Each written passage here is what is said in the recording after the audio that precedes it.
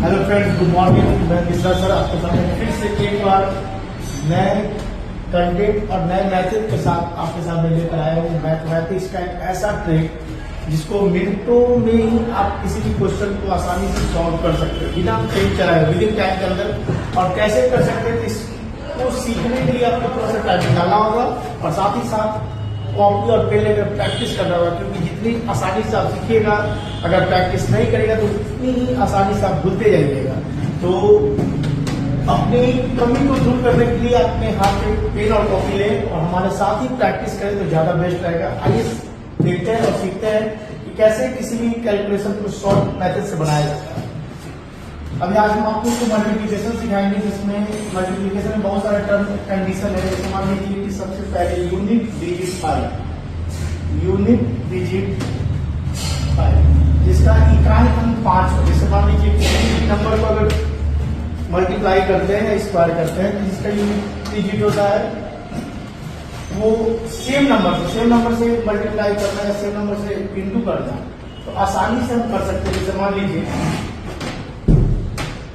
15 को 15 से इंटू करना है, सेम डिजिट। या हम दूसरे कंडीशन में इसको आप बोल सकते हैं स्क्वायर, मल्टीप्लाई भी बोल सकते हैं, स्क्वायर बोल सकते हैं, दोनों का फर्क है। जैसे मान लीजिए 15 इंटू 15 जैसे 25 स्क्वायर, 35 का स्क्वायर, 45 का स्क्वायर, 75 का स्क्वायर, 95 का स्क्वायर, 105। किसी भी नंबर का अगर स्क्वायर निकालना हो तो आसानी से आप निकाल सकते हैं। यूनिट डिजिट 5 होना चाहिए। दोनों फंक्शन आपको बता दिए, मल्टीप्लिकेशन का भी और स्क्वायर का भी। जैसे मान लीजिए कि हमको 15 को 15 से इंटू करना है, सिंपल वे में हम बोल सकते हैं क्या, 15 का स्क्वायर, क्योंकि 15 इंटू 15 मतलब होता है 15 का स्क्वायर। तो देखिए सबका यूनिट डिजिट देखिएगा, सबका यूनिट डिजिट क्या है 5, यानी जिसका इकाई 5 होता है। तो सबसे पहले क्या करते हैं, 5 का स्क्वायर लिख देते हैं।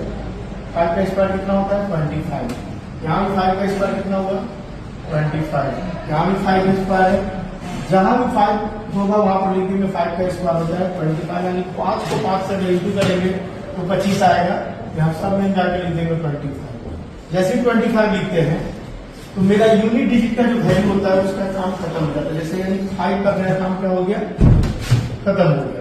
अब मेरे पास जो रिमाइंडर नंबर बच जाता है उस नंबर का काम करते हैं। जैसे मान लीजिए कि मेरे पास क्या बचा 1, यहाँ क्या बचा 2, यहाँ क्या 3, यहाँ 4, यहाँ 7, यहाँ 9, यहाँ 10। तो जो नंबर बच जाते हैं, जैसे 1 बचा, तो जो भी नंबर अगर आप बच जाते हैं उसके बाद वाले नंबर से उस नंबर को इंटू कर देते हैं। जैसे मान लीजिए यहाँ 1 आया तो 1 के बाद कौन सा नंबर आता है, तो 1 के बाद आता है 2, तो 1 को 2 से इंटू करें तो हो जाएगा 2, मतलब 15 का स्क्वायर होता है 225। 2 के बाद आता है 3, 2 को 3 से गुना करेंगे 3 को नीचे। 3 के बाद आता है 4, 3 को 4 से गुना कर देंगे 4, यानी 12। 4 के बाद 5 आता है, 4 को 5 से गुना कर देंगे 5 को 20। 7 के बाद 8 आता है, 7 को 8 से गुना कर देंगे 8 7 56। 9 के बाद 10 आता है, 9 को 10 से गुना कर देंगे 9 देंगे 90। 10 के बाद 11 आता है, 11 को 10 से गुना कर देंगे 11 देंगे 110। इस तरह से आप आसानी से बिना पेन चलाए आसानी से सिंपल वे में निकाल सकते हैं।